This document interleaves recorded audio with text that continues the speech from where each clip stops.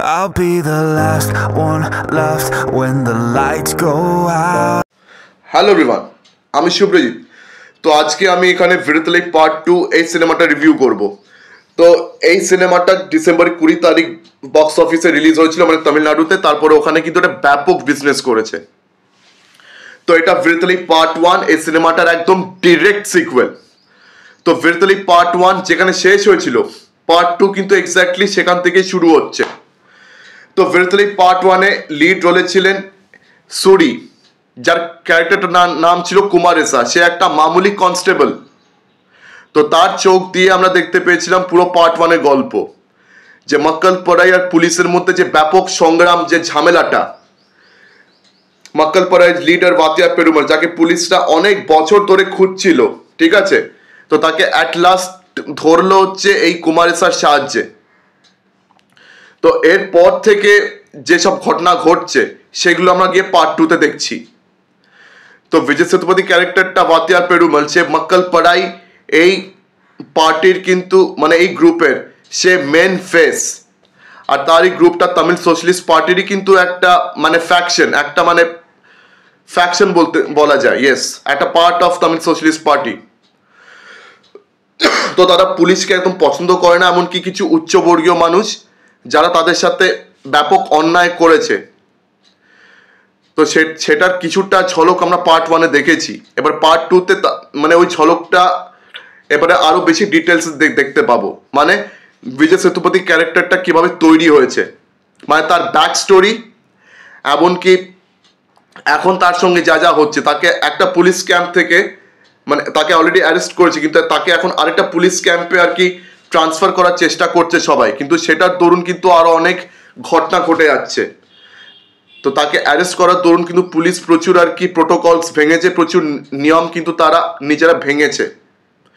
তো সেই জিনিসগুলোকে, সেই ফ্লসগুলোকে পুলিশ কিন্তু পুরোপুরি ঢাকার চেষ্টা করছে। কিন্তু এখন মক্কল পড়াই গ্রুপের একজন মানে এডিটর, একজন নিউজ পেপার এডিটর, সে কিন্তু এই খবরটাকে এবারে পাবলিকের সামনে লিক করে দেবে বলে সে ঠিক করেছে।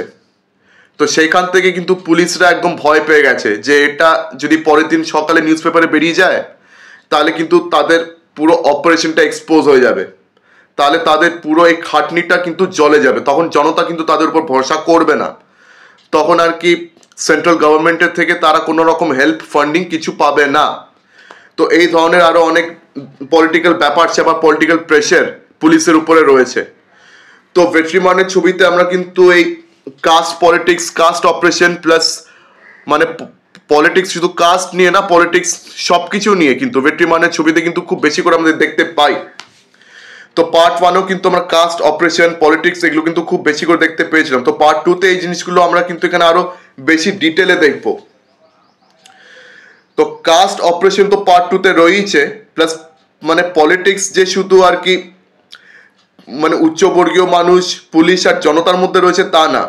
পুলিশের যে পুরো ব্যাটালিয়ন, পুরো গ্রুপ, তাদের নিজেদের মধ্যেও দেখবেন মানে ডিভিশনস রয়েছে, তাদের নিজেদের মধ্যেও দেখবেন পলিটিক্স চলছে। ভাবুন, কনস্টেবল কুমারেসা, তাকেও কিন্তু মানে বাকি পুলিশ ব্যাটালিয়ন কিন্তু সম্মানীয় চোখে দেখে না, বিকজ সে একটা নিচু বর্গীয় জাতের একটা ছেলে অ্যান্ড প্লাস মামুলি কনস্টেবল। তো তার কথাকে কেউ বিশেষ মানে মূল্য দিতে চায় না। কিন্তু একমাত্র গৌতম বাসুদেব মেননের ক্যারেক্টার, সেই একমাত্র কুমারেসাকে আর কি দাম দেয়, মূল্য দেয়, যার কারণে সে একটা বড় রোল প্লে করেছিল বিজয় সেতুপতিকে ধরানোর পিছনে।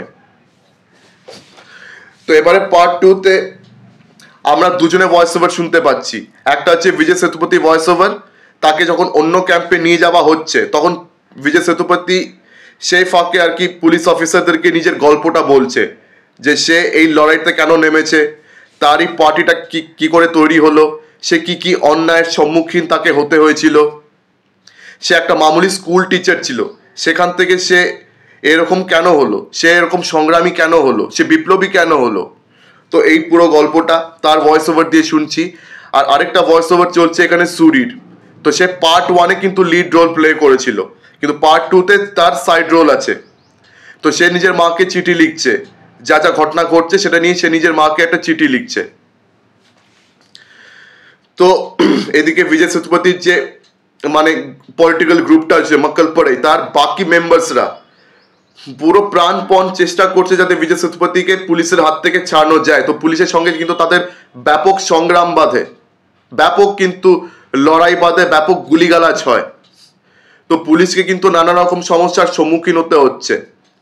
আর তাছাড়া পুলিশের অথরিটিসদের মধ্যে আর পুলিশ অথরিটিসদের মধ্যেই এক আধজন এমন রয়েছেন যারা কিন্তু নিজেদের দোষ ত্রুটি ঢাকার জন্য, ঠিক আছে, যা খুশি তাই ডিসিশনস নিয়ে যাচ্ছেন।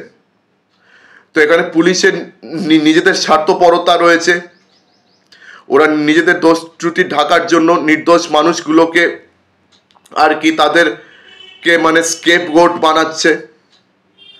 তো প্রচুর ধরনের আর কি প্রচুর লেভেলের পলিটিক্স কিন্তু আমরা দেখতে পাচ্ছি। অ্যান্ড প্লাস এই গোটা সিনেমাতে কমিউনিস্ট, মার্কসিস্ট বা ন্যাক্সলিট আইডিওলজিটা কিন্তু খুব ভালোভাবে ফুটিয়ে তোলা হয়েছে। তামিলনাড়ুতে কিন্তু কমিউনিস্ট আইডিওলজিটা খুবই প্রচলিত একটা আইডিওলজি।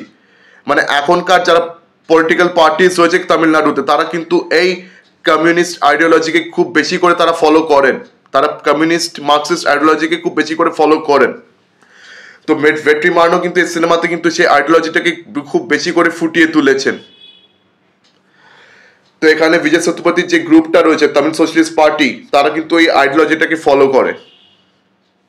তো মঞ্জু ওয়ারিয়ারেরও ইম্পর্টেন্ট রোল আছে। সে যে কেবল বিজয় সেতুপতি লাভ ইন্টারেস্ট তা না, সেও কিন্তু একজন রেভলিউশনিস্ট। তাছাড়া কিশোর কুমার বলে একজন অভিনেতা আছেন, তারও ইম্পর্টেন্ট রোল আছে, কমরেড কে। তো সে হচ্ছে এই তামিল সোশ্যালিস্ট পার্টির ফাউন্ডার। তো বেশি কিছু আর এখানে বলা যাবে না। অনুরাগ কাশ্যপেরও একটা ইম্পর্টেন্ট ক্যারেক্টার রয়েছে এখানে, তো বেশি কিছু এখানে বলবো না। তো বাকি জানার জন্য আপনাকে সিনেমাটা দেখতে হবে।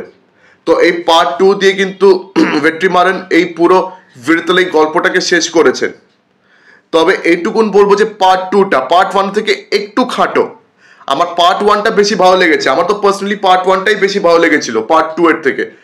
তো পার্ট 2টা মানে কিছু জায়গায় একটু বেশি প্রিচি হয়ে যায়। কমিউনিস্ট মার্কসিস্ট আইডিওলজিটা যখন আর কি তারা প্রকাশ করছে, তো ওই ব্যাপারটা নিয়ে একটু বেশি তার প্রিচি হয়ে যায় মাঝখানে।